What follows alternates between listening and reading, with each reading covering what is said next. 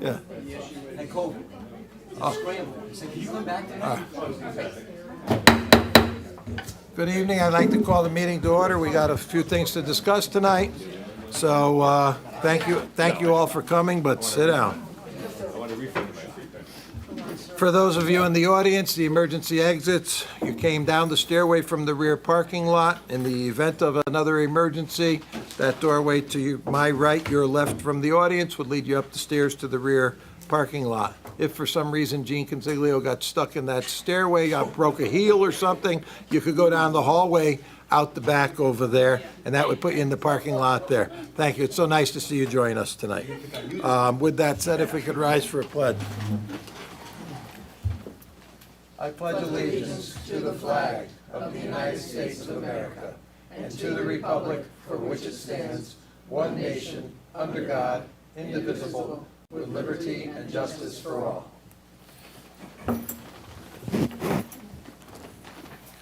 Okay. Public participation. Public participation is for any item that is not an agenda item, and we allow the speaker 2 minutes. Is there anybody in the audience for public participation? I see none. I will say, for some of you that are in the audience, however, you're going to be asked to leave. We're going to do executive session first, which should take about a half hour or less, and then we had planned on trying to start by about 7 o'clock with the 3 flooding zones, just so that everybody's aware of that. The farmers market is every Thursday, so tomorrow 3:30 to 7 at High Plains at the Pavilion. The Land Trust is sponsoring the Falcon demonstration on August 20th at High Plains Community Center. The Crafters and Blacksmiths demonstration at the Stone Otis House on August 27th and 28th, as well as an Open Farms Day on August 28th. Let's not forget the Orange Country Fair is the 17th and 18th. Let's get our entries in. There are fair books available at the farm stands, libraries, town buildings. Town offices and the transfer station will be closed on September 5th in observance of Labor Day. Thank you. Okay. Minutes. To consider and act upon the minutes of the July 13th public hearing for establishing a new ordinance regarding Town of Code, Chapter 350, taxation regarding authorization to waive property taxes of $25 or less, and regular meeting of the Board of Selectmen. So moved. Motion made. Okay, I was going to say if there's any errors, omissions, or corrections, state page and paragraph, but all in favor? Aye. Okay, thank you very much. Okay, at this point, is there a motion to close the regular meeting and go into executive session? Okay, motion made. When we go into this executive session, there are several pieces to it. One of those will be, we will be inviting in Fire Marshal James Vincent, regarding the emergency management positions and some pay issues there, a potential land purchase partnering with the Orange Land Trust, and discussion of pay rates of non-union and hourly Town of Orange employees. When we come out of that, there's possible votes on all 3 of those items. And then we will go into new business. New business item number 1 has been withdrawn, so that item will not take effect tonight. Excuse me, Jim, so who are we inviting in for those 3 different executive sessions? So, Marshal Vincent will be in the room, and Land Trust Chairman and Treasurer Dr. Messina, and Gene Consiglio. And for, the guy over there, the Finance Director, Mr. Cifarelli, and Attorney Marino. So with that said, we'll be in executive session, so I have to ask, Beth and Lori are the only ones that have to go at this point, and Ian.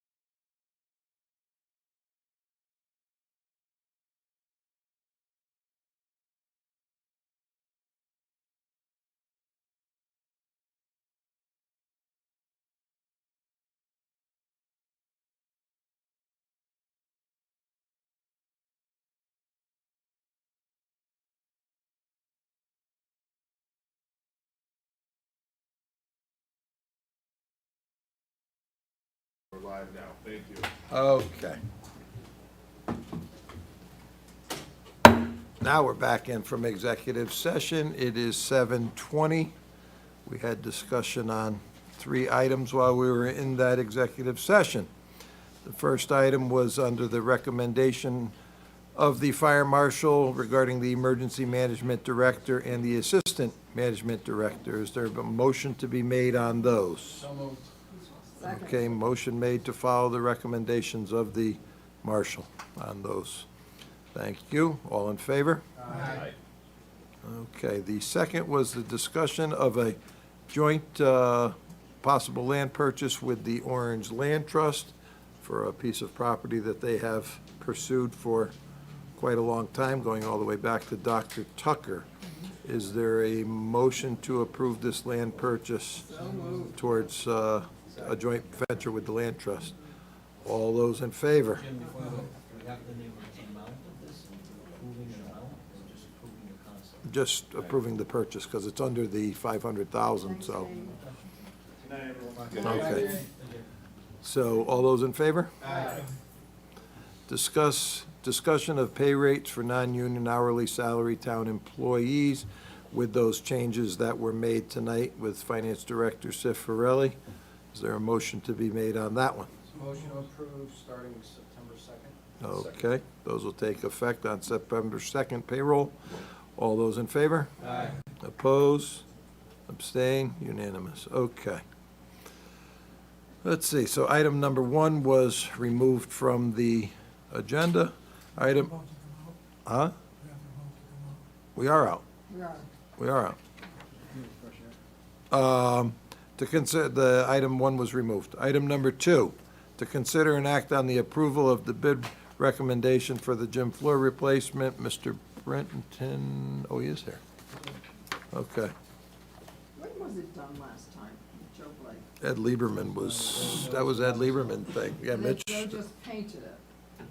But Joe Blake, we had something, Joe was, No, Floor? yes. No, the floor was put down, so I was in office, it goes back about 2 probably years. 02. And I thought it had resurfaced, or maybe it was painting the Maybe gym. the line. No, they painted the gym Gym and got stuff. painted, but the floor Yeah. had maybe been touched up, the floor was put down, we did the whole gym project, including the air conditioning, the gym, and everything else. The curtains, the lights for Orange players, were all done at the same time.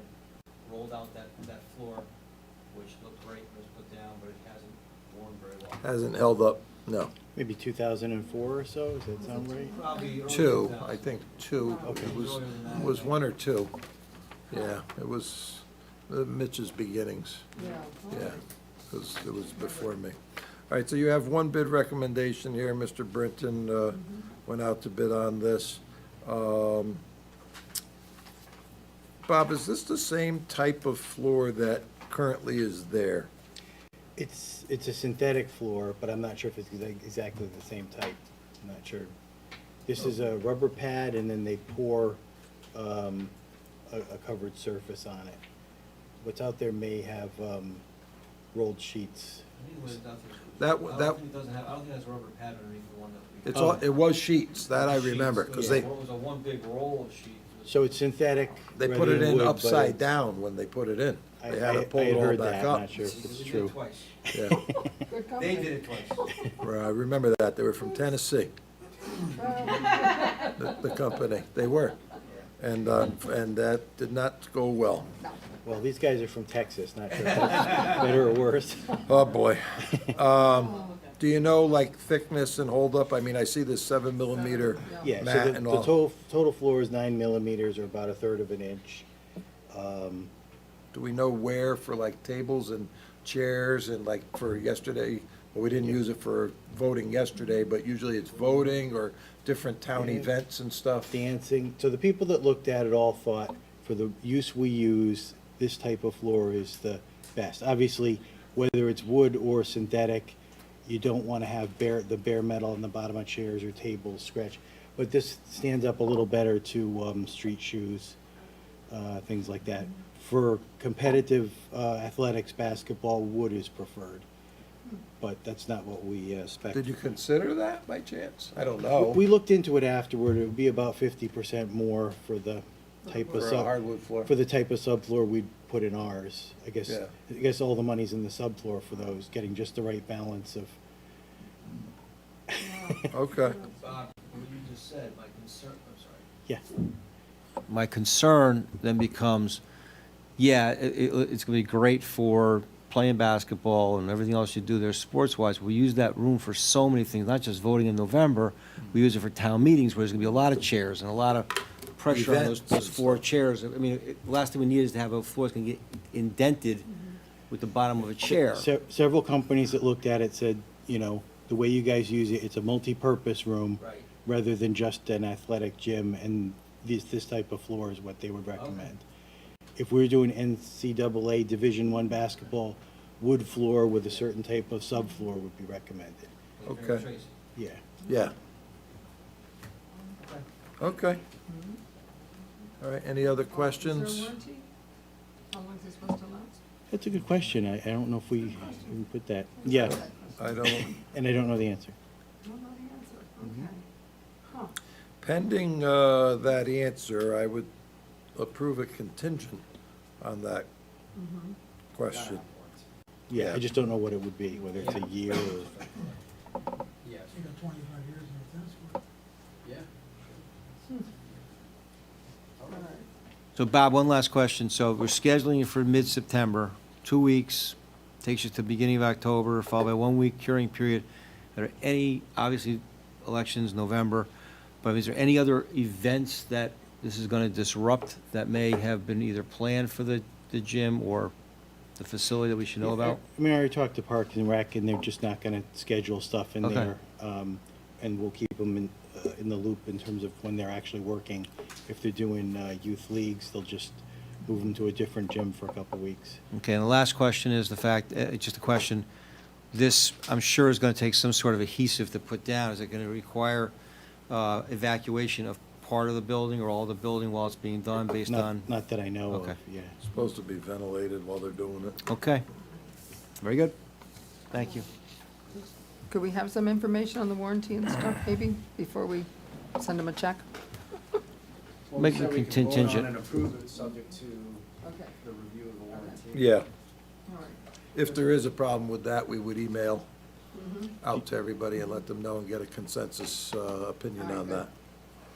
So pending that, One last question, Bob, is there any, thanks for the presentation, is there any benefit to waiting till after the election, the high-traffic area, and then kind of preserving it a little bit and then putting it in after? You can wait for as long as. Well, no, I don't want to wait forever, I'm just saying if we're waiting a month, You could, it's in use all the time. The summer camp kids have been in there for weeks, beating it up. You go in there, they're doing aerobics, it gets I think you could used. use it. They're gonna Actually, have if it ready. if it comes out nice, it would look good for people to see it coming in the election. It'll be like the paint job. It's It comes gonna in. look nicer for. Kinda like a new Yeah. paved road. look at what we do. That's right. Okay, so pending that question as to warranty, and a motion to approve bid to Dynamic Sports Construction Incorporated of Leander, Texas. And should this be a not-to-exceed amount of $50,098, I would think? That's what, they built a contingency into that, I would presume? No, I mean, that's what they bid. If they. That's their price. That's the whole floor. If they find some defect in the concrete or something, that may not be included, but. Okay. It's a whole, yeah, That would probably be on us anyhow, yeah. beyond that, so. Okay, is there a motion made to? Second. Okay, motion's made and seconded by Oakenquist Goldblatt.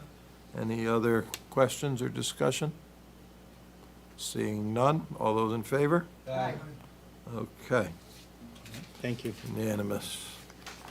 All right, the next item we're going to is to review of the engineering reports from Cardinal Engineering. I can tell that I have to move because I'm getting the glare overhead over here. Part Oh. of the show. Yeah, so that, who's here from Cardinal? Chris will key this up when you're ready, or you're gonna have to key it up from here, I think. Here he comes now. when you're ready for that part. Is there a, I'll go over there. I'll go over there. There is a laser. Let's see if that works. Yep. All right. okay. I'll go over here on the side. Go right where you're standing with the tree. Gonna be in the way? No, I'm not sure. Just try to be in front of the mic if you can. I can move that for you if you want. Okay. Doesn't matter which, both the Nope, same? doesn't. All right. Now, this works. Ready? All right, my name is Gary Giroux. I'm a professional engineer working for the firm of Cardinal Engineering out of Meriden, Connecticut, and we were hired by the town of Orange to perform 3 flood studies that precipitated from the flooding of last year. Gary, There were- can I ask you one thing? Yes, you may. You're 5 feet away from the closest person in front of you. You are allowed to remove that mask unless you do have COVID. I don't have COVID. It would be much easier to I understand. had COVID last week. I tested negative on Sunday, so I'm in that 5-day transition period. Oh, okay. Okay. So I'd okay. rather- Put a Then, mask then on. you can have your mask on, because the people sitting there then don't need that. Okay. Okay. I don't need them. All right, as I mentioned, we were hired by the town of Orange to investigate the flooding events that occurred back in last year, the summer of last year and the fall of last year, and at 3 locations in town. This first location we're going to look at is Old Country Road and Coachman's Road. Basically, Old Country Road,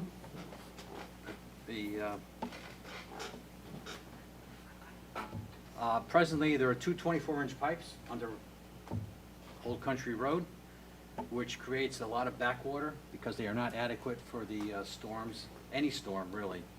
Right now, the hydraulic capacity at Old Country is only for an 8-year storm. Typically, culverts, cross culverts on a roadway per DOT and Connecticut deep standards are a minimum 25-year.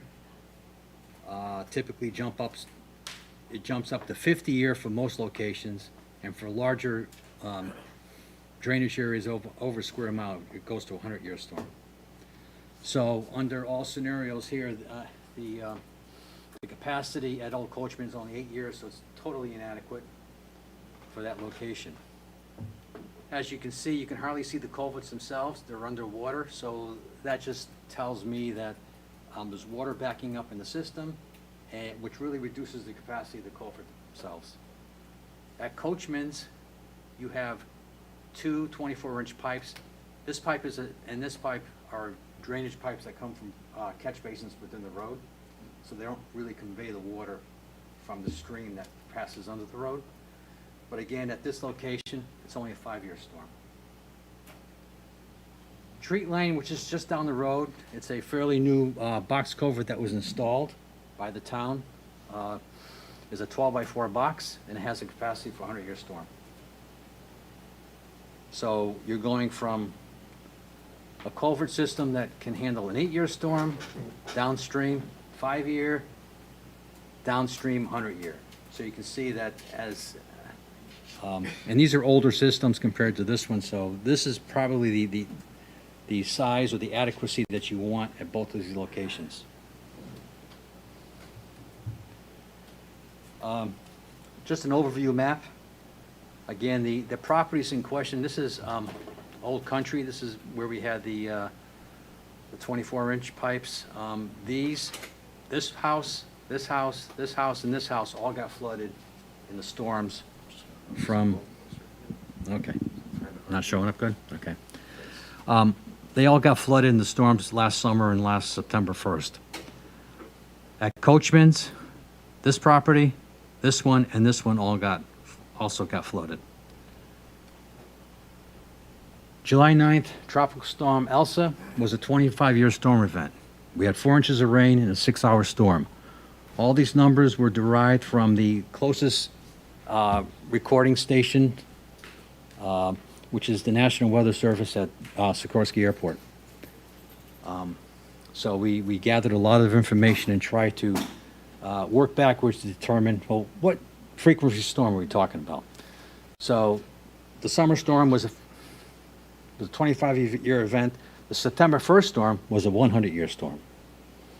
Okay, so you really got socked pretty bad September 1st. Orange wasn't the only community. Almost everybody in East Connecticut had similar situations, but again, it was a once in a 100-year storm event. Definition of a 100-year storm event is a storm that probability will dictates that will happen once in 100 years. It does not mean if you have that 100-year storm today, you can't have another one tomorrow. It's just a matter of how the weather patterns line up and dump rain over the watershed. Some pictures of flooding on Old Country Road. As you can see, this is the culvert crossing right here. Water is flowing over Old Country Road. At 430 Old Country, that's water within the downstream garage basement area. 347, water within the basement. At 431 Old Country, again, this is the backyard. The stream is over here, so it overflowed its banks and went into the backyard. At 439, same thing. You can see there's water heading into the garage. And at Coachman's, the same thing. Water overtopping the road at Coachman's.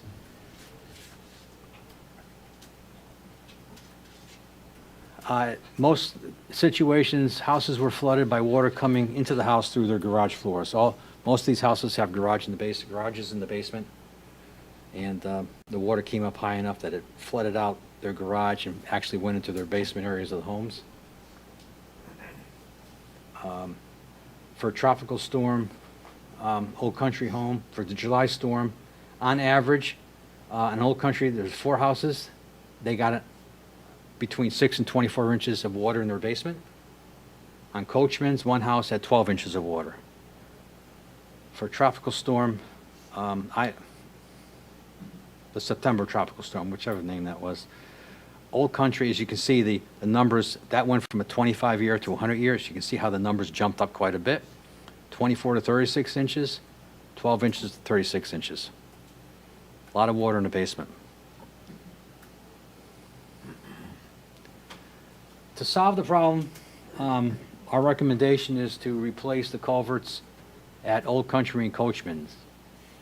It doesn't help to do just one, you have to do both because they're so close to each other. And they are interconnected in the sense that water backs up from one and affects the one just upstream. Has no room to dissipate in between. So the replacement in Old Country would be a 12 by 3 box culvert. The replacement in Coachman would be a 9 by 4 box culvert. Hydraulically, they're about the same adequacy, hydraulically speaking, but the reason for the different sizes are because of the amount of headroom we have from the stream bed to the road surface.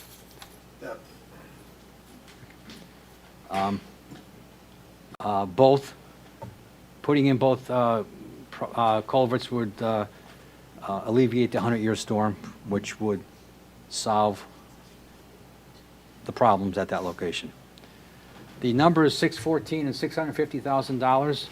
At this stage of the game, they're on the high side because we always like to estimate high at the beginning of a project. There's just not enough detail to get into. One of the factors that would help us reduce the cost would be having more information on utilities that go through the road and see how we affect them and what we can do to change the sizes itself.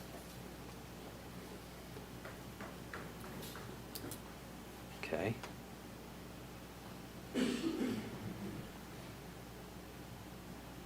Any questions on that? I'm done with that one.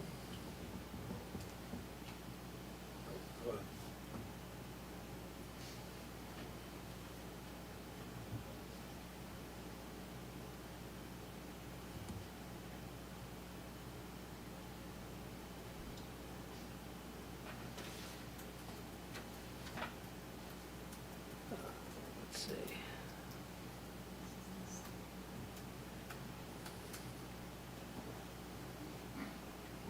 All right, flooding at Pine Tree and Peck. Again, very similar situations to the previous two locations. Pine Tree Drive has two 36-inch reinforced concrete pipes under the roadway. You can see them here. And Peck Lane has two 30-inch by 40-inch, what we call squash pipes or arch pipes. Both have similar capacities, 15 and 12-year.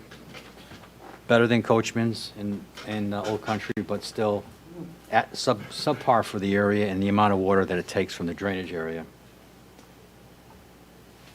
Flooding issues occur at 309, 319 Pine Tree, and 312 and 308 Hawthorne.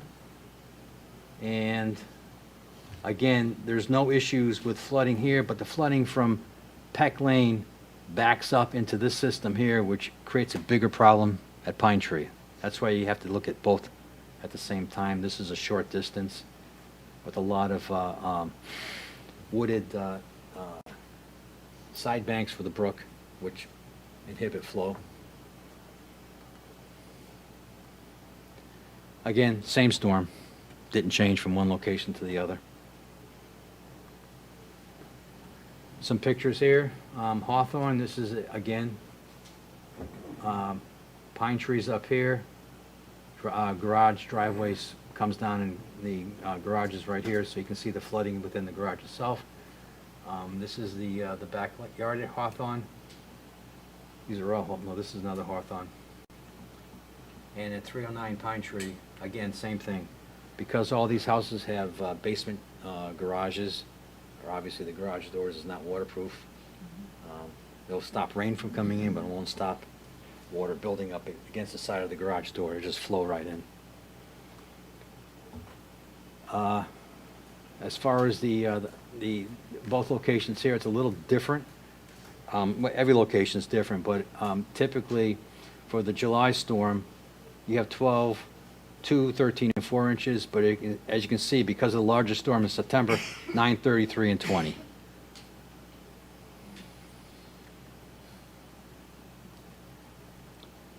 Again, replacement at this location, Pine Tree, a 12-foot by 4-foot high box culvert, $780,000. Peck Lane, 12 by 4 box, $980.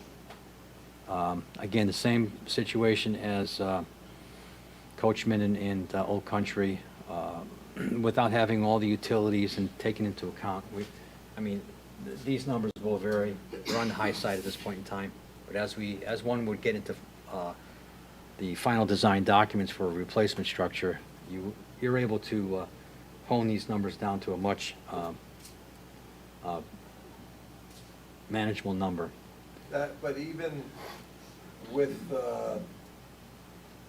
that done, 309 Pine Tree still could have the potential? There's still some, yes, there's some minor flooding. Not a lot. We're talking inches, 2, 3 inches But there's maybe. still potential. even Still with that. potential. It's more manageable to I don't want to say flood proof, but to keep water from entering into the low level area of the house. Okay.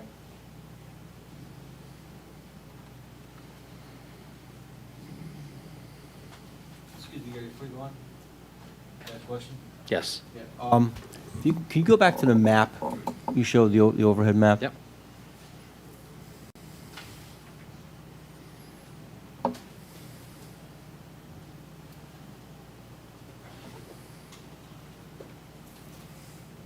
He's now come back to my years on the Wetlands Commission. Looking between the two culverts that you're looking to. Right here. Right, between the, so those are pretty much backyard areas that are Yes. pretty swampy anyway. Yep. Does it make sense to also expand to mitigate some more and give more holding capacity between those two?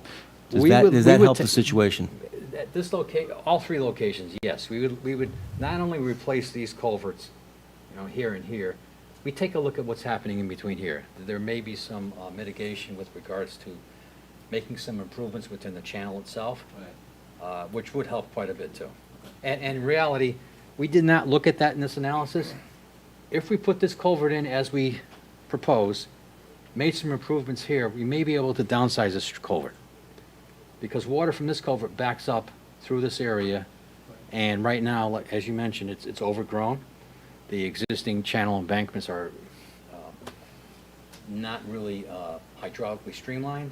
So, I mean, there's a lot of changes you can make to help alleviate what happens up here. You're not gonna solve the problem 100%, you're still gonna have to replace this culvert, but it could be with a smaller culvert, yes.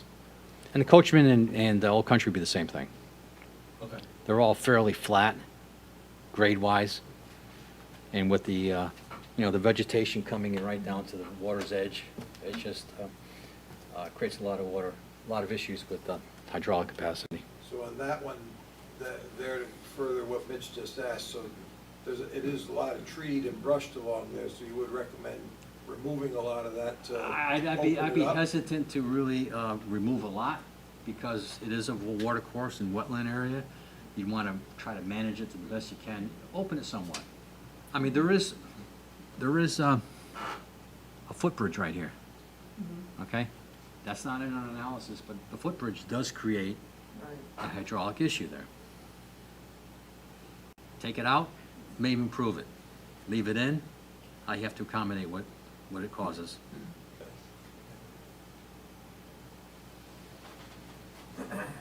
Any other questions? Thank you. All right, let's get on to the big one. Dan, save the best for last. This one's a very complicated location. I think, as you all realize,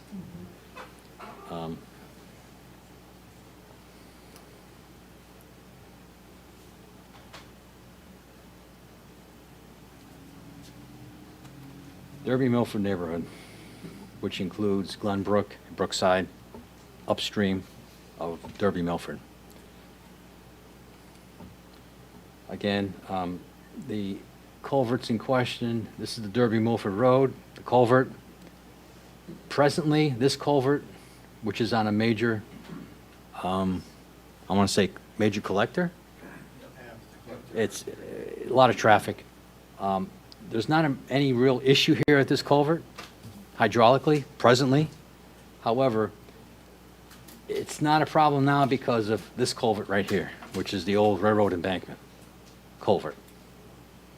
Under the railroad embankment, the railroad built their typical stone masonry wall with a flat stone top.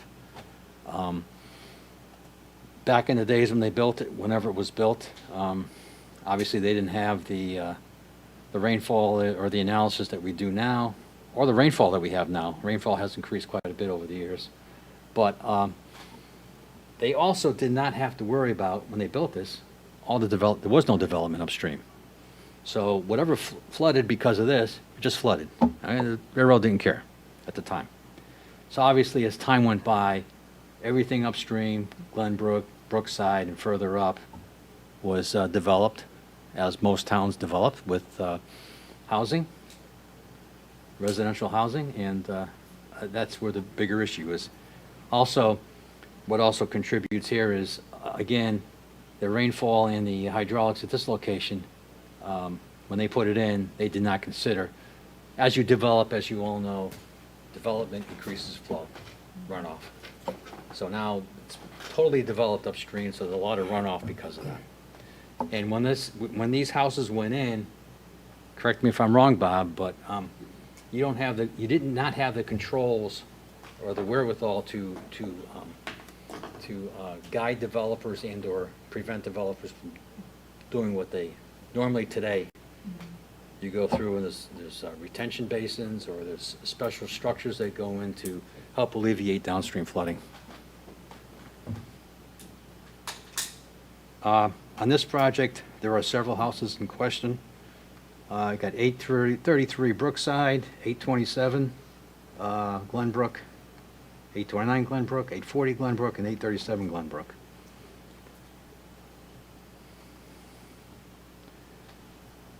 Just an aerial overview with the same location. And these are the homes that really got hit during the storm, these four, right here. At Brookside, you have a pair of culverts that went in. They were put in at different times. One was put in before the other, one subsequent to the other.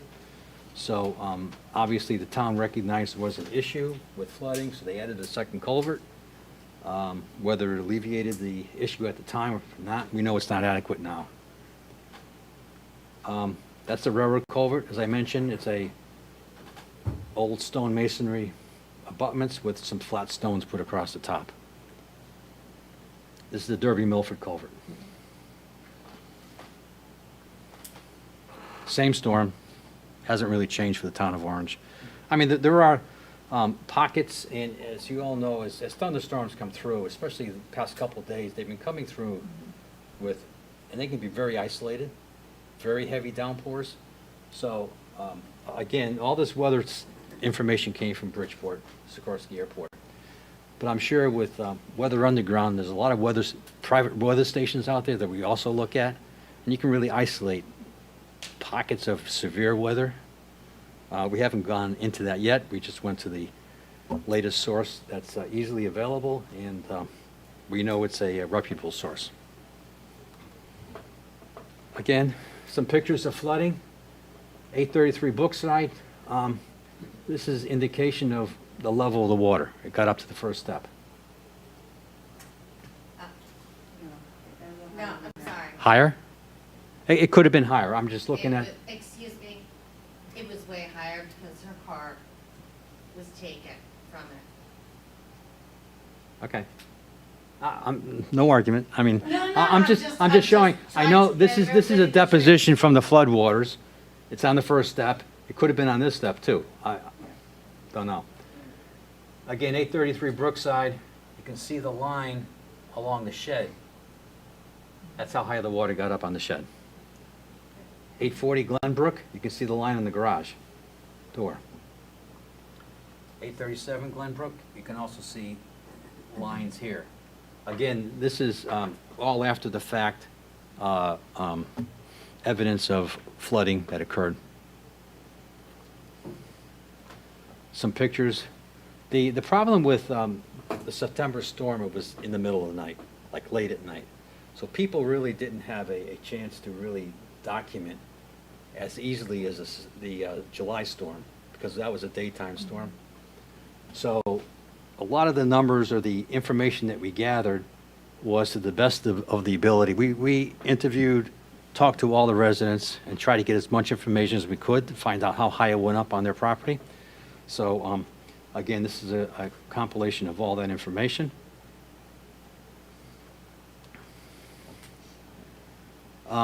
Comparing the two storms, Brookside and Glenbrook. Whoops. At Brookside, we had two houses that had 6 to 20 inches. This is the July storm. Glenbrook, 6 to 24. When you get to September, 20 to 42, 24 to 48. I mean, these are some major numbers, 4 feet deep water. We looked at over 20 options on how to solve this problem. The report that we have on record with the town, Bob has it. I'm sure you have it. There's a matrix in there that goes through all of them. We're just going to highlight what we think are the critical ones and the ones that we would recommend to solve the problem at this location. The options range from removing of the culverts, replacing the culverts, opening up the brook channels, as we discussed at Pine Tree, or replacing the culverts with more capacity, and buying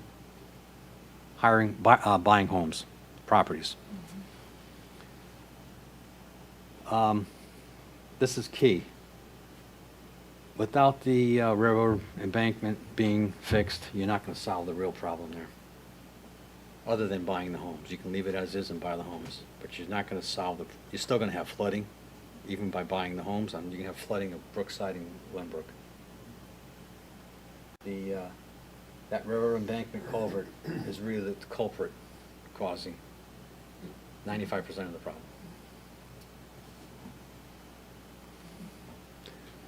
These are the two recommended options. Option 6A, replace the railroad culvert with an adequately sized box. Replace Brookside culvert with a new box culvert. Brookside had the 2 pipes from Brookside to Glenbrook. We replaced those with a a box culvert. And again, anything you do in the Brookside Glenbrook Railroad Embankment culvert replacement, you're gonna have to replace Derby Milford, because you're just taking the problem from one area and pushing it downstream to Derby Milford. Derby Milford is not a problem now because it's all being held back by the railroad embankment. It's a compounding effect, a factor that just runs upstream with the water as it backs up. Option 6C, replace the box culvert into the railroad, remove Brookside culverts and leave as an open channel. So the twin culverts we have from Brookside to Glenbrook, we take them out, put an open channel in there. And again, replace Derby Milford. Again, these are big numbers. That's big work. It's a big job. There's a lot of work to be done here. The other side of the coin is purchasing homes to alleviate those homes that do get flooding. It's all a cost factor. These are estimates that we with Bob's help, we got numbers from the assessor's office on what the homes are valued right now. Again, this is just what comes out of the assessor's office. Any purchase obviously has to go through that process of negotiation with the homeowner.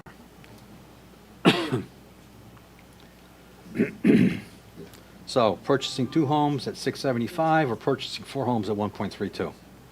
Cheaper than replacing the culverts, but even though you're alleviating flooding at the homes, you're still going to have flooding across Brookside and Glenbrook roads themselves. They're still going to flood. When you talk about that one, Gary, about removal there possibly, would that be removal and then open up where those pipes are under those yards? You could. This is strictly just purchasing the homes. You could do improvements between the yards, between the 2 roads to help alleviate. Well, you like I talk said, about opening it up and making it a brook way, and then you're talking about well, this. that was the previous Yeah. one, okay, and that's where we replaced culverts and replaced the culvert with an open channel. Okay. This one, we're just talking about purchasing homes. Just taking homes and not doing anything with the channel. Right. Leave the That still culverts wouldn't there. solve the problem, though. You're still gonna have flooding on the road. The Right. road's still gonna flood. That's, okay. But the homeowners won't be affected, obviously. So they won't be there. Exactly. Right. I mean, that's it on the presentation, but I hate to be bearer of bad news, but there's no good news. Yes, No. sir. Yeah, can you go back once again to the map, I guess? Probably the best thing to look at, where you showed the culverts.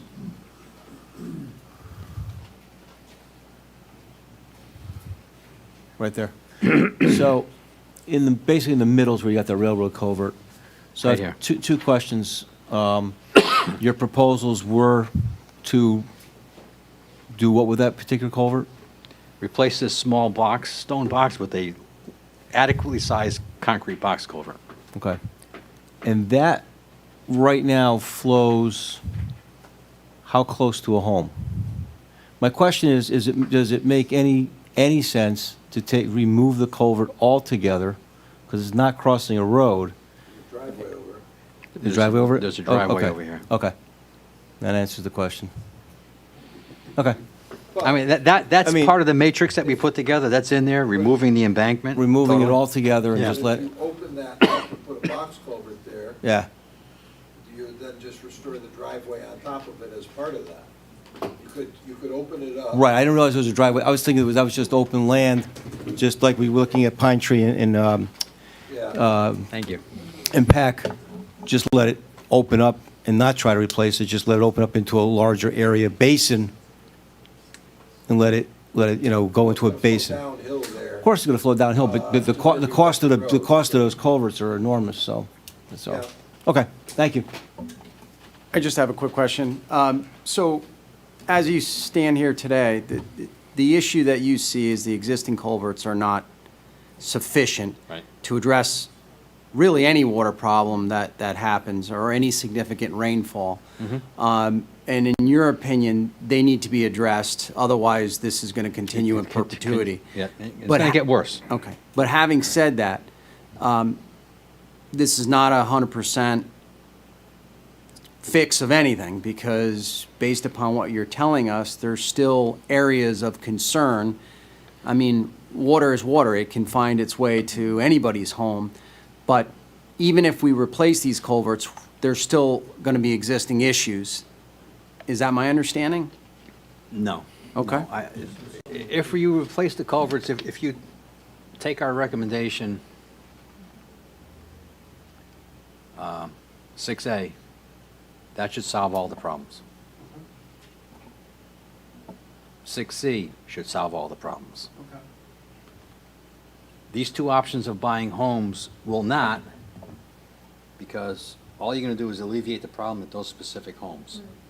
Okay, you're going to take them off the map, they're going to be gone, no more buildings, but you're still going to have flooding of Brookside and Glenbrook, over the road. So again, and I apologize, I may misunderstood your comments earlier, but I thought you made a comment that there's still going to be flooding, but maybe I presumed that that was a response to not doing new culverts. Right. Okay. Right. Thank you for It has clarifying. to do with removing the homes. You're still going to have flooding with homes. The homes won't be flooded because they're going to be gone, but you're going to have the flooding at Brookside and Glenbrook, over the road. It's still going to go over the road. Yeah, unless you open that up. Unless you- Now, on the map there also, you didn't show or speak to a new culvert, if I stop there, on Brookside. You stop at right there. Yeah. You really would have to go under that piece of road, I would presume, too. Brookside? Yeah, Yes. okay. Yes, the culvert would start here, under Brookside, through here, under Glenbrook. Because I saw where it went under on one side, but not on the other. Okay, That's why I was that's a, wondering. no. Okay, just to fill in, that's fine. Curiosity, historically, the railroad culvert, I think, is pretty interesting over there. Mhm. Is there any way that you could possibly do a culvert type of situation under that? no, None whatsoever? not under No it. pipes, no nothing? No, it'd have to be at the same grade as what's there now. In other words, the elevations of the inlet and outlet have to pretty much the same. So it could be fixed, either way, by opening it up completely or by opening it up, putting in a big box culvert, and then you could restore it Could, so that it would look somewhat like what is there. Now, that could be There done would be- 100%. The driveway would be back over the top of it all, it could be done. okay, that's interesting. Yeah, It's saying that no matter what you do, then you're gonna go, I think the box culvert that goes under High Ridge Road Is adequate. Is way adequate, that's a big one. That's a recent installation. Yeah. Okay, and that was designed properly, and we did check that. You would not have to change that. okay. If, there is one other thing that we didn't really talk too much. There's a driveway culvert here at 596. Lisa Kaplan's up. Yeah, and that would have to be upgraded. Yeah, yeah, that definitely would. Yeah, because as I mentioned, once you open the railroad culvert up, that just brings all the pent-up problems that's Right. been happening over the years through this, and it's gonna rush right through. It's gonna flood Derby Milford. And that turn just past that, what you call that driveway culvert, Here? doesn't help things No. either because it's almost a 90-degree It's turn. it is a 90, yeah. Oh, all right, so, I mean, the water hits a wall and has to take a right. You'd have to armor that wall to keep it from eroding It any would start. further. So then what's south of that? Well, then Well, it south of goes- that is Well, it actually flows backwards, it flows north, Okay. and then it goes under High Ridge. under High Ridge, and then from it here, goes through down those to the couple Housatonic. lots there, and then it goes actually down into our property. Then it hits the railroad culvert down at the Housatonic. We don't care about that. Okay. Yeah, but we own that, we already own that. Oh, you do? Okay. Well, we do care then. Yeah, that's down right before the cemetery, then it goes down into the Housatonic. Okay. That culvert's pretty big. Yeah, we had that repaired several years ago when it was caving in. Right, Well, right. Mr. Lieberman did it, Right. so. Excuse me?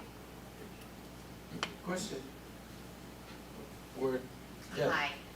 So, as the homeowner of 827 Brookside, I mean, my damages are around $100,000 from this last one. The prior one was about $20,000. So, what is my input and how is this gonna be determined? We're not at that point yet.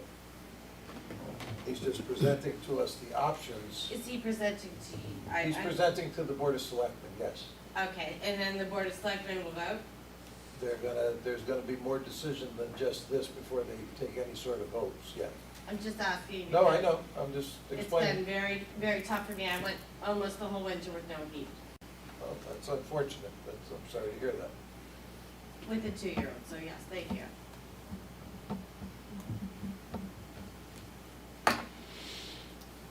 Any more questions for, Is there any, room to make any kind of retaining ponds anywhere? on this one? On this one, no. On this particular one, the only spot is where, I think, what you said earlier, where those two houses are, and you take up that's why I asked the question, you take the pipes up that are buried under the ground, and then it would be an open flow. There's not enough room, though, to retain It was an anything. easement. You can create a for retaining house. pond, but the capacity thereof is not gonna be sufficient. No, it would just. It's just gonna flood. fill up quickly. It would just flood. Realize. No.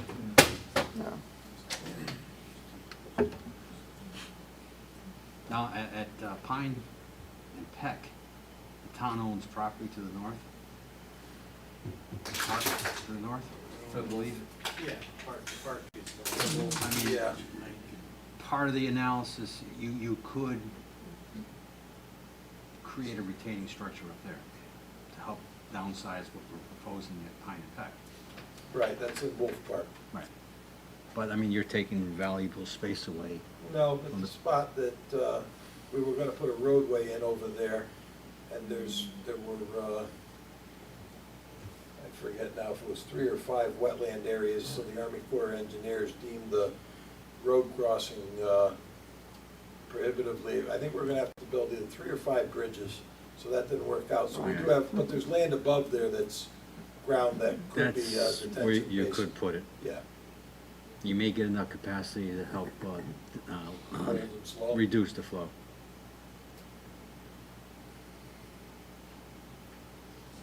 Jimmy, would that be near the parking lot of the lacrosse field?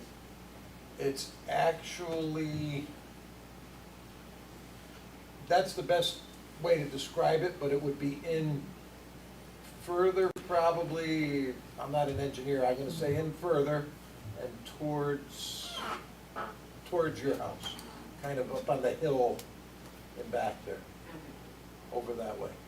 I'm gonna guess without, I don't actually know where that brook starts and flows from above you. I thought it was closer by the bottom of High Plains Drive. Definitely. So it's, engineers would have to figure that out. That could be done, if that's a viable possibility, that's an easy one, since we already own the land there. You know, that, they would have to map it out. and It's tell an easy one themselves what to do. until you start permitting.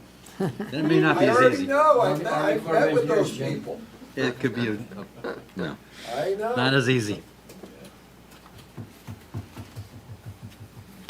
So those are the options as presented to the board. The board will have much deliberation. There's potential bonding for this work, because you're looking at, I think, just this project potentially was 5 million, I think. This as is I- 3 million, 3. I thought there were 2 pieces to it, though. No, 3 million? 3 million. Oh, well, that's just a walk in the park. Is it? I thought it was 2 parts, I thought I read. Yeah, the 2 houses. 3.1. Oh, so you're presenting. 3.1 and those two- 2.7. All right, I was Two adding them options. together. No, Okay. they're around 3 million So 3 million, total. and, yeah, all right. So it still would be bonding considerations between the 3 projects. Some of it could be handled by way of ARPA funds or capital funds. I'm watching Mr. Sifrelli twitch. But like Coachman, Old Country is relatively easy. Whereas, Yeah.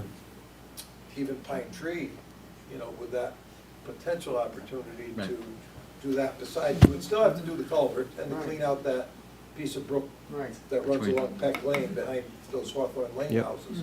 But if you did the culverts under Peck Lane by the school driveway and on Pine Tree Drive, Right. and made open box culvert, it's similar to what we did, I really should go back over there, I guess. It's similar to what we did when we replaced the bridge over Derby Milford Road. Yes. And we took out the center pillars and all there and put a Made a lot that of clear sense, span yeah. bridge. So you took out that blocking. By having two pipes this big instead of one opening Right. this big, is a similar Right. process. Right. So Jim, where do we stand with ARPA funds? Or John, what is our capacity, so to speak? I'm not saying we spend it all here, but I don't even know. It's 2 million, total, I think we got 2,063,000. Some of that was used for some of the projects, things they've done, Bob has done already. Yep. But there's money there that could do some of that, We gave about $1.5 million of the $2 million we've got. of the first 2 million, yeah. But there's more money there.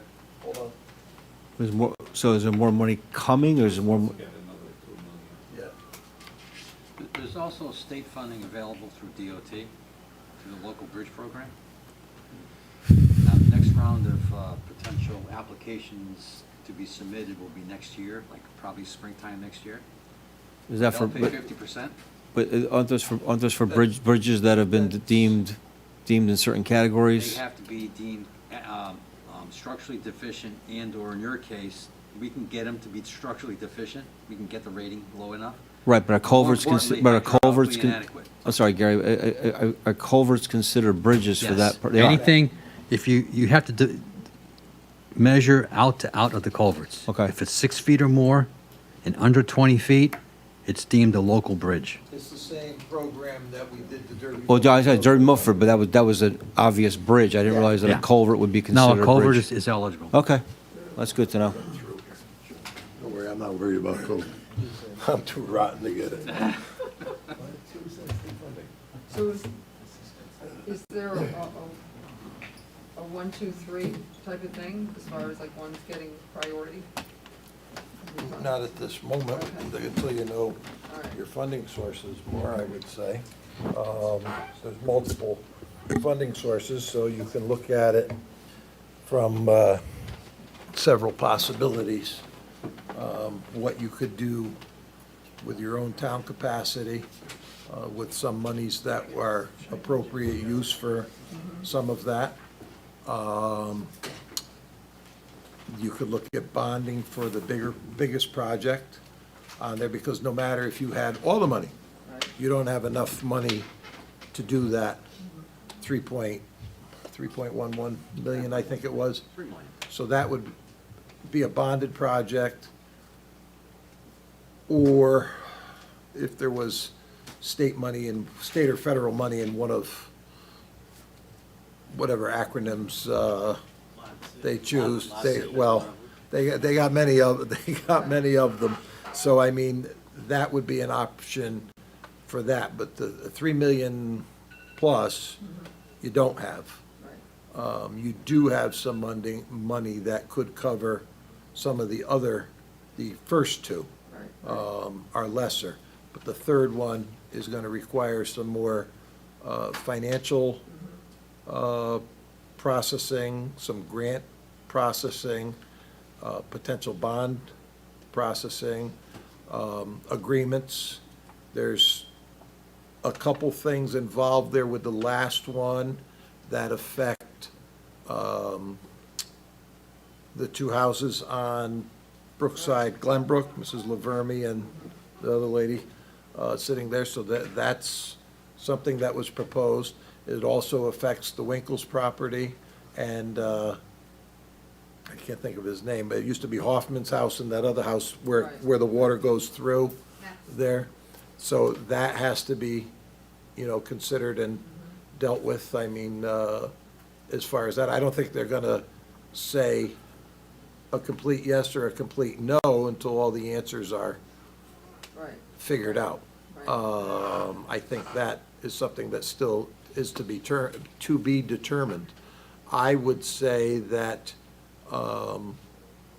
all three of them are very important, and as we heard at the very beginning, this happened all over the state. We recognize that. We had it on the Post Road and other areas, Chips area down there where the Pancake House is, and those stores had water flowing right through them also. They're not homes, they're businesses, but nonetheless, they're still people's property. So I think that we will look at that. I think that what I would do initially, we haven't received more money from the government yet, that ARPA funds that, weren't we supposed to receive that like 2 months ago? Okay. It's delayed. I bet it is. Second half doesn't come until the federal government's supposed to sit down to OPM. Okay, so we don't know when that's coming yet. I was on the phone with the Undersecretary of OPM on Monday over several issues, and they have a lot of challenges that fall into that category. So where do we go So, from here? well, what I would say that what we could start with, I'll have to talk to, Bob can look into some of the, through COG, Council of Governments, some of the potential granting that's available, grant funding that's available. That's your best resource there. I wish Steve Dudley was still there right now. He was an outstanding resource, just retired. I would also recommend at this moment that he goes out to bid for the smallest job first, since you're gonna have three. Let's find out what it's gonna cost. So go out to bid for the Coachman's Old Country one, which is the, according to his description, the easiest one. And that would do that. You could actually maybe, you could even possibly bundle Pine Tree, Peck Lane on that also, just to get the bid work. What follows with that is the possibility of, which I didn't even think of, a detention basin up above Pine Tree somewhere, on property that the town already owns. If that's a possibility to look at, that's a great possibility. Could, in conjunction with the culverts. I'll caution you though, because I have spoken with, actually I've spoken with PJ, because when you fix or open up Pine Tree and Peck Lane, it then flows into Treat Farm, which is fine. And then it goes through there, it goes to Old Tavern Road, which was also flooded during those extremes. And that has just pipes under the road. It wasn't on your report, but I'm sure you looked at it. And then from there, it goes through farm property backyards, right alongside Mr. Shanley's house. And then it goes into Milford. It goes under Narrow Lane, and then it goes into Milford, and it comes out by Whole Foods, maybe? Somewhere along there. He and I are both gonna go take a look at it. It's over there. I've not taken the somewhere. pilgrimage yet But downstream, it's, but I it's will. over there somewhere, because I got called by a Milford business that got flooded out, that's trying to get Milford to do similar work that we're sitting here discussing tonight, because they got flooded out, and I think it's that same brook that did it. So, and then it flows into, there's a pond down behind Panera Bread and REI and all that there. And if you use the bridge that goes over Woodmont Road there, there's that pond right there. That's where that water from that one, from Carla's house, goes to over there by Woodmont Road. Then it goes into the marshes behind the Connecticut Post Mall and out past the Sunday House. How's that? I got that one. Then Coachman's actually starts up in Pine Tree in another area, comes through from the power lines and all that area, comes through all of that, goes down through under Treat Lane, through Gagel and Knight property, then down into Milford. And that one I looked at it, it goes towards, eventually it cuts over, I think it actually ends up in the same pond down by Woodmont Road, but it comes out over here and then works its way left down through those neighborhoods. There down, it goes through like by Milford Jeep and somewhere down in that vicinity there. Yeah, so that's another, and by those stores that were built where the trailer park used to be. It wanders through there, and so it eventually ends up in the same marsh and out to Long Island Sound. The Brookside, Glenbrook one starts all the way up in Old Silo, Haystack, Hilltop, Richard, Donna, all that area, comes down through there, goes down through under Derby Milford Road, takes a right under High Ridge Road, down through the culverts that we fixed opposite the Jewish cemetery and the gas pipeline, and then it goes down through that land that we got from Alan Beard, Short Road, and that goes into the Housatonic right before the Catholic cemetery over there. So I know where all three of them go, and so to solve them, the first one, the easiest one that I think we should get prices on to start is to direct the engineer to get prices on the Coachman's Old Country one and see where those numbers come in. And that will be a little telltale for the Pine Tree Drive, Peck Lane one, because they're similar type of work.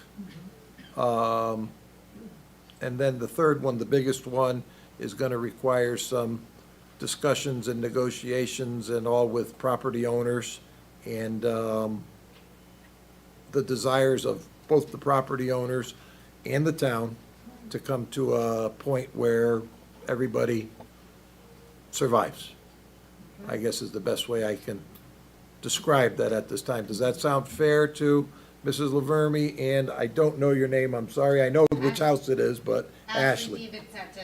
Yes, as long I as mean- everybody survives, that's all I want. Well, I think we'll survive. It's just, Well, I mean, it's it a was matter. pretty bad last time. It was, but. They carried my kid out, it was scary. Of course it was. Water is very scary. I remember the June 5th flood here.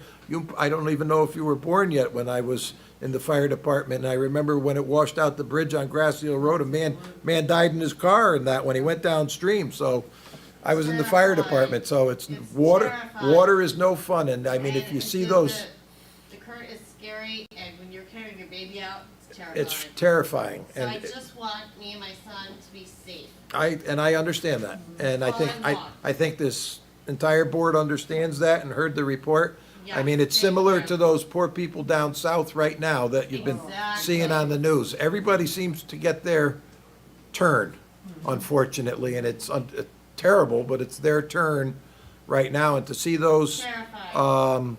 those films on the news from down south, those people there, and you lived it, so you know what they're going through. And for them, it just doesn't want to seem to quit. It keeps, we can't get a pail full of water up here, and down there, they got rain every day, and it's just a disaster. So, questions? Yes? Yes, I'd like to know approximately, I'm going to ask you, while you're sitting right there, put your mask down so that we can, I'd like to know approximately how long this is going to take. I don't have that many more years left. I'd like to have it done before so I could sell the house. yours is a challenge that is the worst of the three. Right, I understand that. I'll tell you this, why don't you, and I presume that's your son sitting Yes, next it to you there. Sure. Why don't you make an appointment to come see me? And I can't give you a timeline on how long it's gonna take, but you've heard the options that the engineer has proposed. If May I that's come it, too? well, you should do them separately because you're separate properties. But if that's something that might interest you, I don't know if we have the horsepower to do it without meeting with each of you. But if that's something that interests you, we take the assessor's cards, we go by the evaluations, we go by the appraisals of it, and maybe we can come to something with you. I don't have a crystal ball, So I don't know the exact answer. I would say yours, well, both of you. I mean, you could be looking at a couple of years by the time we talk about grants or bond funding or ARPA funds. I mean, I don't know if the government, as you heard, John is our Town of Orange Finance Director. We haven't gotten that second influx of ARPA funds that we were supposed to receive 2 months ago. The federal government hasn't sent the money, so we don't have that answer, and that's some of the money that we're gonna use. So I don't have that crystal ball. But I mean, make an appointment, call Ann, we'll make an appointment, we'll see what your thoughts and wants and desires are. We know what the problem is, we all know what the situation is. When that area was developed years ago, your 2 lots didn't even exist originally because it was a big wetland area there. I mean, I remember Walt Besputa telling me when he was a kid, they used to skate there and play hockey there.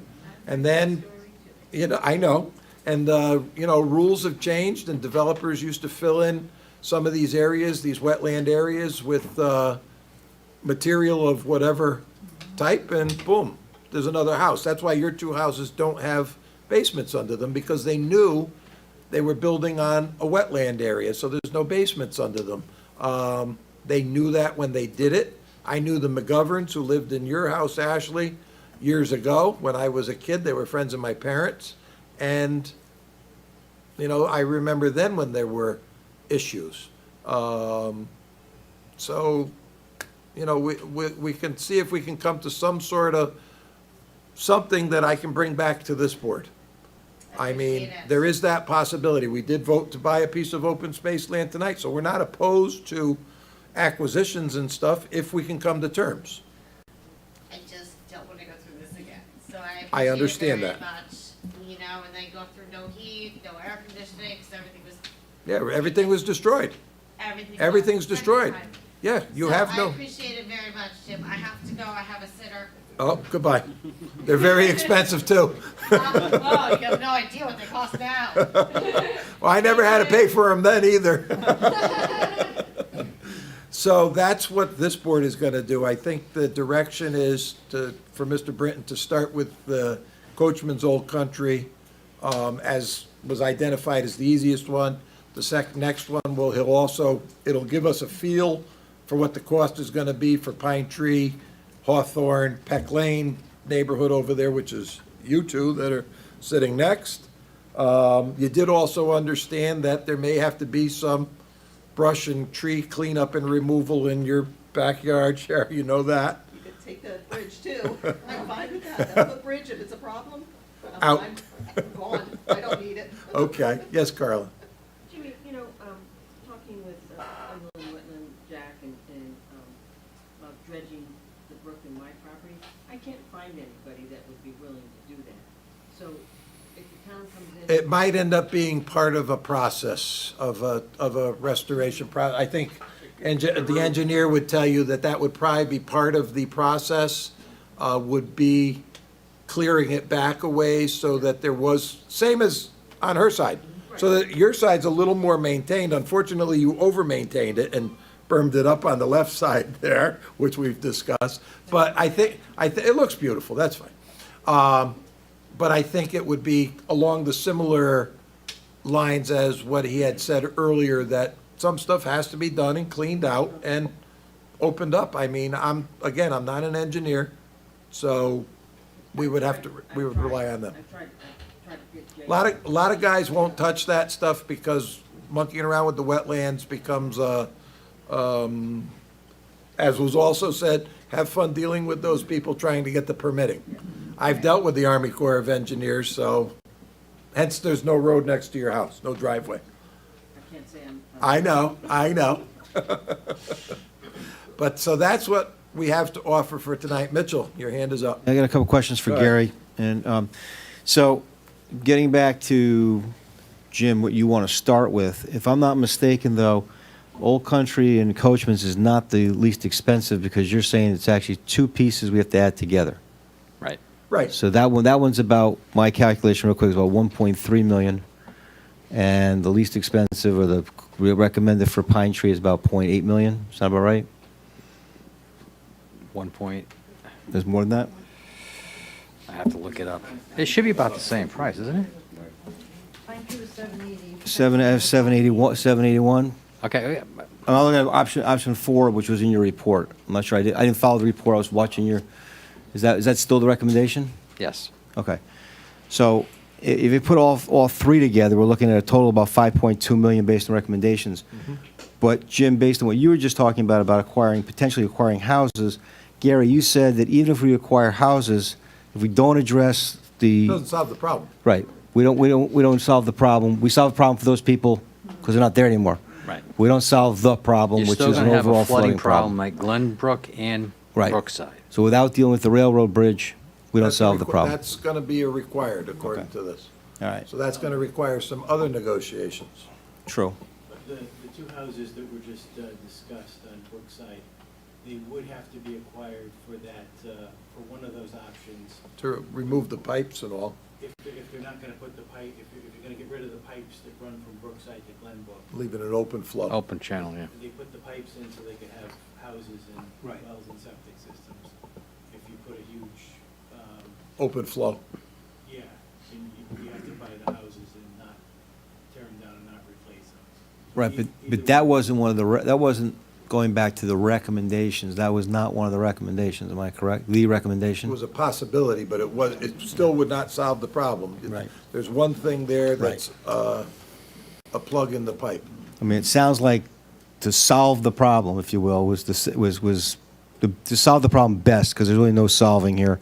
But the best option, which also I think is the most expensive, Yep. would have been 6A, 3.11 million. Yes. Correct. And that's replacing the railroad culvert, replacing Dirty Milford Road culvert, replacing Brookside to Glenbrook culverts. And the one in Lisa Kaplan's driveway. The driveway, Yeah. which would be a much cheaper culvert. You tell her. I'll talk to Paul. He's probably watching. The only difference with that other one that solves all the problems is everything's the same, except instead of a 400-foot long culvert from one side of Brookside to the other side of Glenbrook, you just put small culverts in at the streets, and it'll be open channel where the houses are now. So that's what I'm saying, under that option, you still have to acquire those houses. Right, because they couldn't have septic or well. You're saying under Potentially. 6A is not, 6A requires acquiring the houses? I don't believe so. Not 6A. No. 6A would, no. No. No, replace 6A the, would be- replace Brookside to Glenbrook culverts. It would be- Yes. You still have a culvert behind the homes. The homes would exist, and you still have a culvert. And then 6C, the one that was 2.78 million. Right. That's the difference, is you don't build the Culvert. 340 feet of culvert between Brookside Road and Glenbrook. But You don't replace the pipes that are under the 2 yards, is what he's saying, with box culvert. Okay, That's the only difference between those. okay. two options. Thank you. Instead of having the 2 pipes, you have the open flow. And instead of having the 2 pipes or closed flow, you would have box culvert under there. So you would still have to do a lot of excavation and then Yeah, reinstall. gotcha. Thank you. Yes, Ralph? I have a couple questions. Sure. Number one, is your cost, assuming total cost for the project? Or Construction cost, though. Everything's involved that has to Constru- be done. Construction cost only. We know. Got it. Okay. The second question. Microphone, hit the button. Sorry. Second question is, how did you develop your costs? Are they all 2022 cost estimates? They're all 2022 Or are they cost estimates down based for- upon DOT's latest published unit costs. And we just completed over the past year 5 culvert replacements in various parts of Connecticut. Using those numbers, because they're real bid numbers, and modify them as needed for this location. So there's got to be a contingency someplace. There's going to be, To there's cover always going to be a contingency. Inflation or downstream costs. Yeah. Okay. Yeah, there's always surprises that come up. Gary, do you think that are all, under your opinion, all of these culverts, this is something also I thought of as I sit here, all of these culverts, we would be able to use four-sided box culverts, or do you think the environmental DEP would come in and tell us that we have to put in footings and three-sided box culverts so the fish could swim upstream? Do you have fish? No.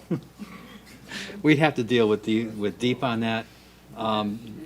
We'd rather see four-sided box culverts. Just so you people know, that was one of the holdups with the culverts on the post road by Chips. They had to, they had to put in footings on both sides, and those are three-sided, so that the aquatic life can go upstream. So while we giggle and poke about it, depending on who's reviewing, Yeah, you're absolutely correct. and that adds time and money to the projects. I forgot about it till just this minute, but that was one of the things, how many people were aggravated with how long it took for that post-road work, and that was a big part of it. Not just from an environmental point of view, but when you have a three-sided culvert that has a footing on the bottom, by design standards, you have to design that structure for scour, Yeah, okay? Which means you have to go to a deeper foundation, which costs more. A box culvert is self-contained. There's no scour issue. We scour like- is the rush of the water washing the existing gravel and stone Right. away So- as it hits. Our preference is always a four-sided box culvert. Yeah, mine too. And deep does allow that to happen. We have to follow their procedures. We have to sink it deeper and put some natural material on the Yeah. bottom, but, Which washes away with time. yeah. Questions from the board? Questions from the audience? Yes, Carla? So Jimmy, we're really maybe looking at 24 to 30 months, 32 months, realistically. The first project, Bob has a lot to work with that Cardinal provided. I think he has enough meat with the potatoes to go out to bid for that project. That will give us the confidence that we know what costs might be for the next step. And so that, because yours are similar, and because right now, we have Cardinal Engineering's estimates, but you never quite know until you open the envelopes what the contractors are gonna do. So I think that we can move along on at least one to start, and that does a couple things. It will let us get out to bid and get a contractor potentially in to start project one, I'll call it. It also gives us information so that we know where we gotta be for project two. And then project three is another, there's a lot more involved in project three, because there's property owners and right-of-ways and stuff that we have to deal with.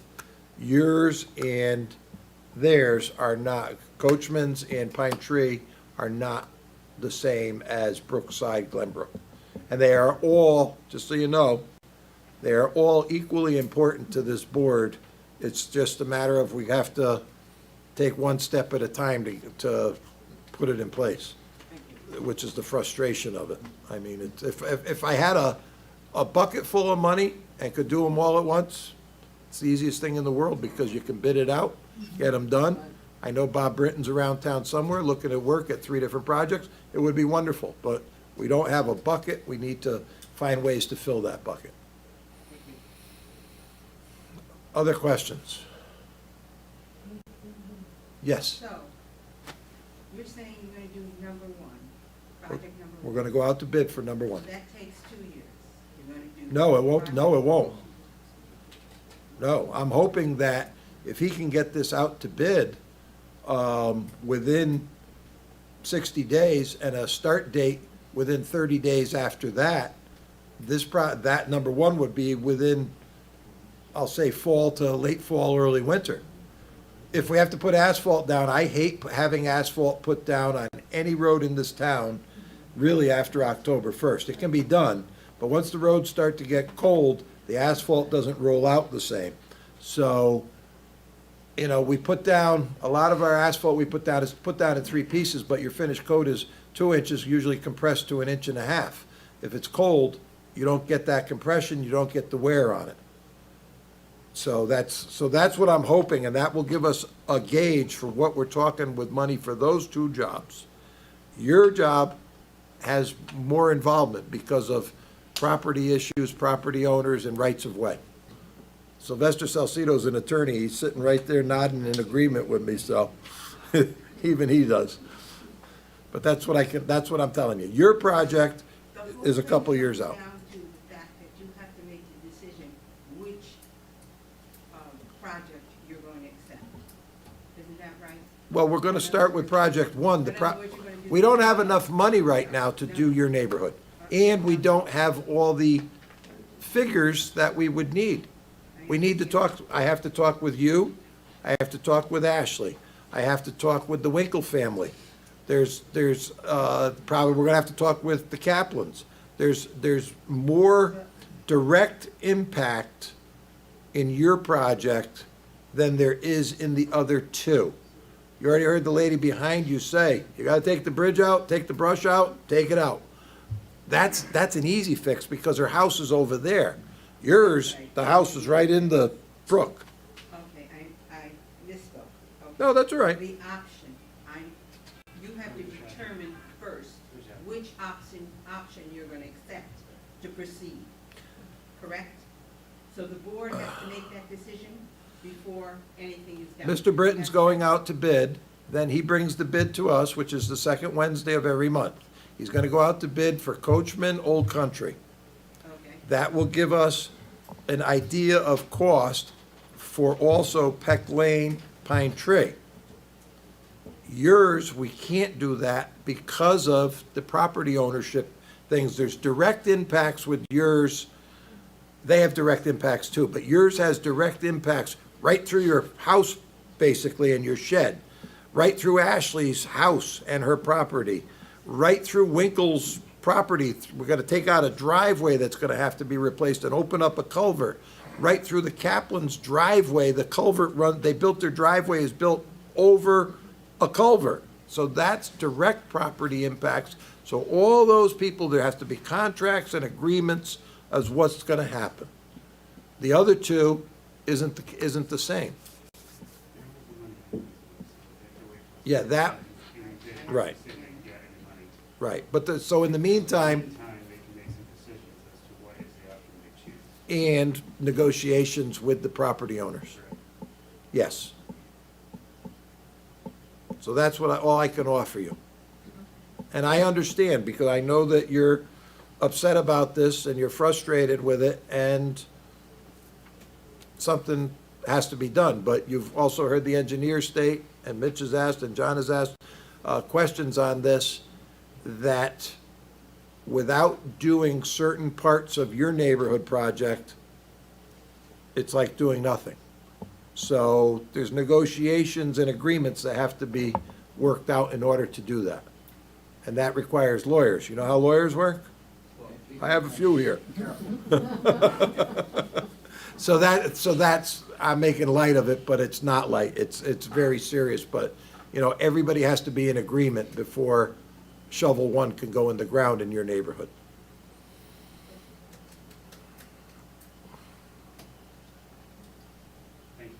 Okay? Any other questions from the audience? From this board? The only thing for this board then is motion to adjourn. We're done. We're adjourned at 8:44. Thank you.